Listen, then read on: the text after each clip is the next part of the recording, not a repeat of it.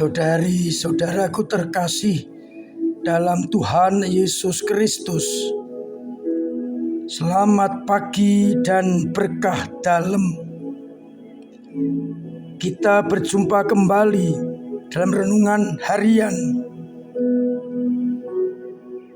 Kamis 24 Agustus 2023. Hari ini gereja merayakan pesta Santo Bartolomeus Rasul. Bartolomeus berarti anak Tolmai, dan masih menjadi perdebatan apakah Bartolomeus sama dengan Nathanael. Memang banyak orang mengatakan iya. Ia setelah dibawa oleh Filipus kepada Yesus, akhirnya menjadi rasul yang handal. Ia seorang petani, anak Tolmai yang berarti petani.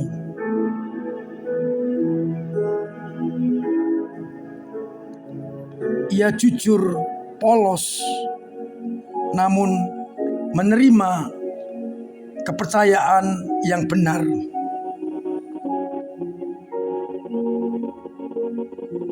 Ia menjadi warta Injil di belahan dunia timur.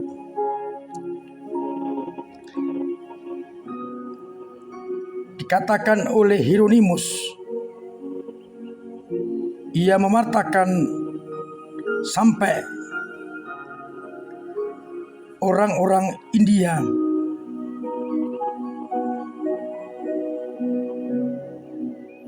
Ia mewartakan Injil di Hierapolis, Asia Kecil, bersama dengan Filipus. Kemudian ke provinsi Likaonia, Asia Kecil juga. Dan ada kesaksian ia yang mempertobatkan bangsa Armenia yang pertama kali.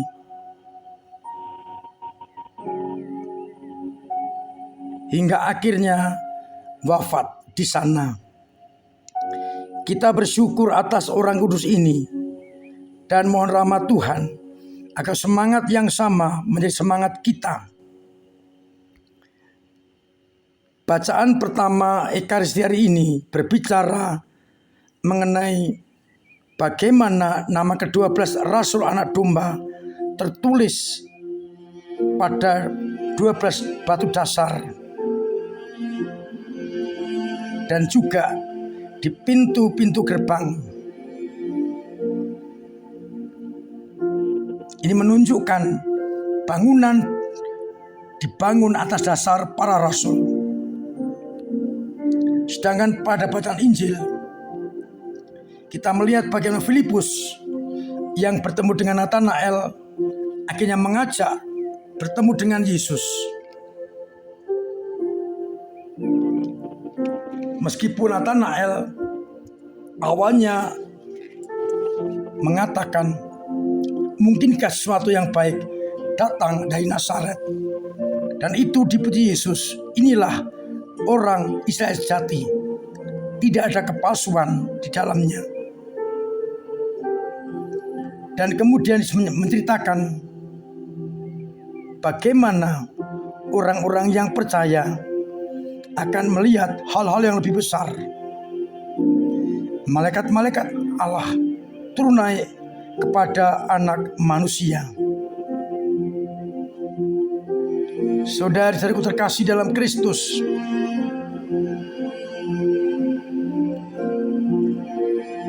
Nathanael termasuk orang yang berpegang pada prinsip dengan kuat.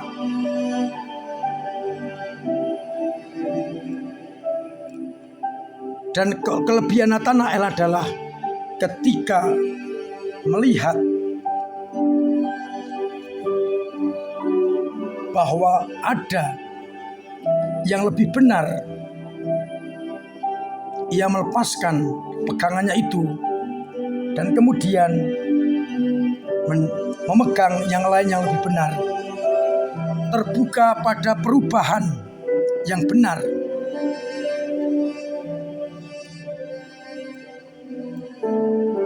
Seringkali ada orang yang berpegang pada prinsip, meskipun ada prinsip yang lebih benar, tidak mau melepaskan. Berbeda dengan Nathanael, ketika prinsipnya kalah dengan prinsip yang lain yang lebih benar, ia melepaskan prinsip lama dan memegang prinsip yang baru, terbuka pada kehendak Allah. Di lain pihak, kita melihat bagaimana Filipus membawa orang lain, yakni Nathanael, dekat dengan Yesus, bertemu dengan Sang Anak Manusia. Tugas kita adalah membawa semakin banyak orang dekat dan sampai kepada Yesus.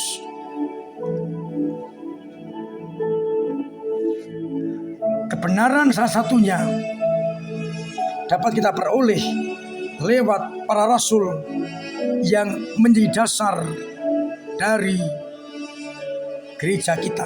Di atas wadas ini akan kudirikan gerejaku.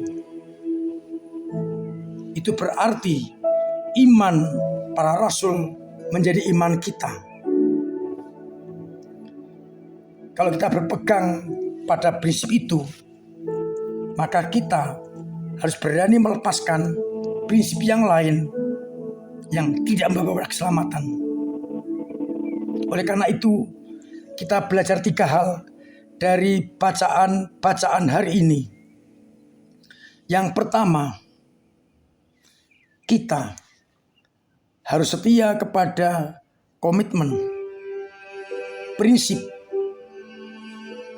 Kita pegang sampai akhir. Kalau ada prinsip yang lebih benar, kita harus berani melepaskannya. Tidak mempertahankan mati-matian yang tidak berguna. Nathanael, prinsip benar, tidak mungkin yang baik datang dari Nazaret. Tapi kita berjumpa dengan Yesus, Nathanael melepaskan prinsipnya itu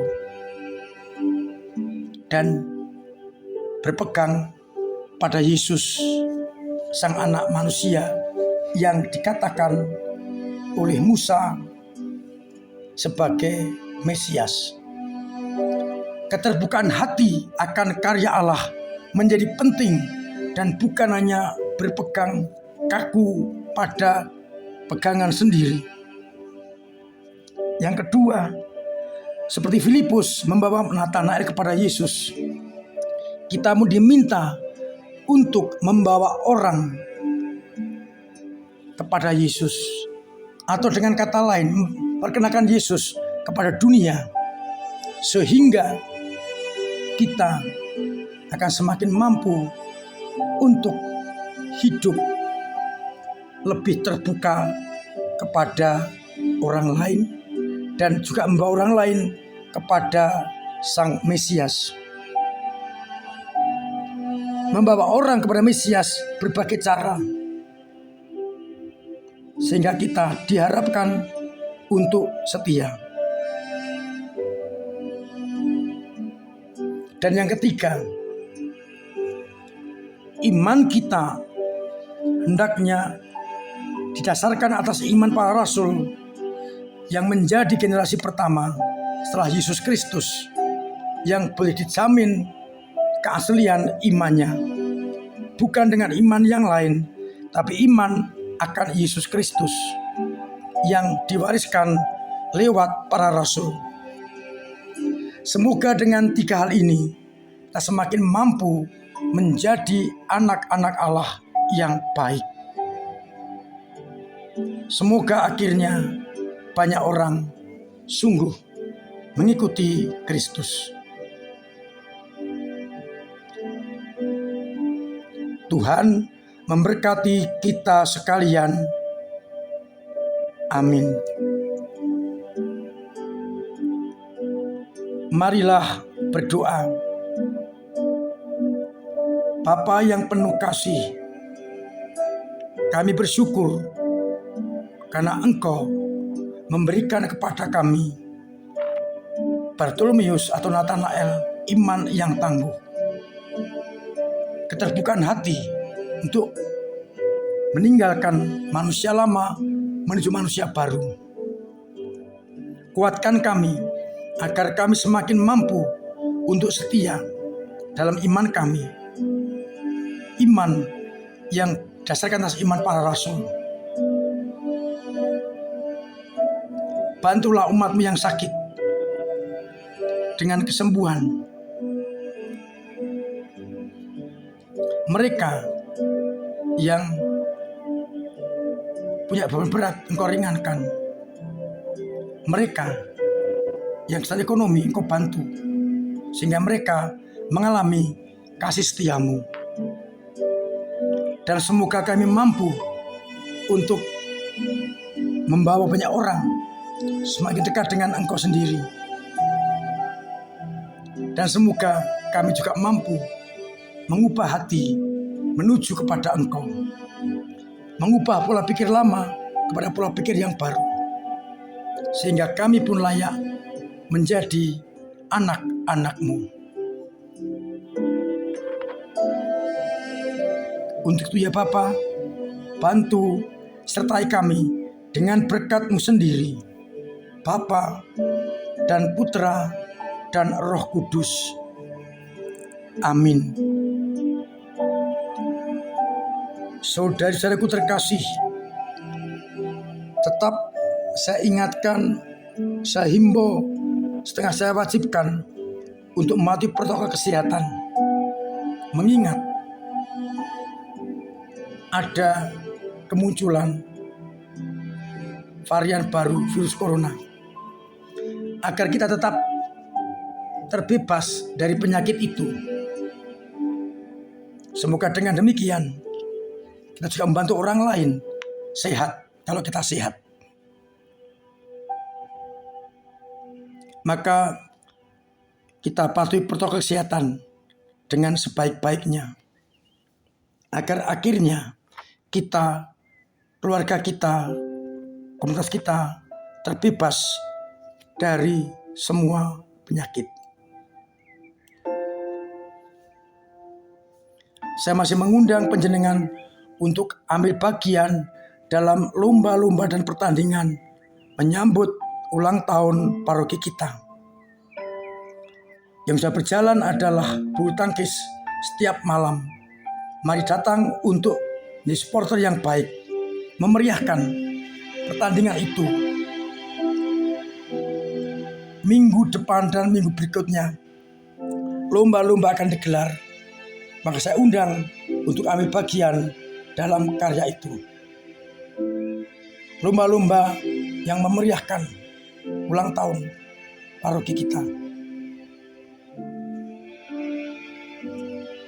Terima kasih semua yang telah ambil bagian dalam perjuangan gereja, dalam pelayanannya, baik dengan doa, dengan tenaga, dan dengan dana.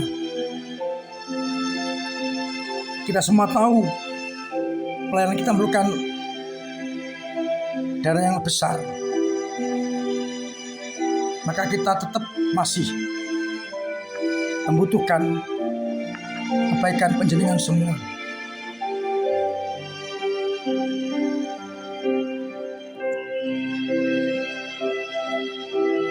Mari kita bersama-sama ambil bagian dalam karya gereja menurut kemampuan kita, sehingga gereja semakin layak untuk melayani umat sebagai perpanjangan tangan Allah.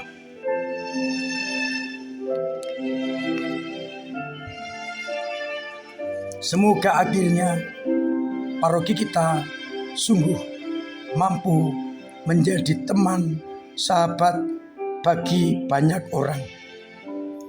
Akhirnya saya mengucapkan selamat pagi, selamat merenungkan, salam sehat, Tuhan memberkati.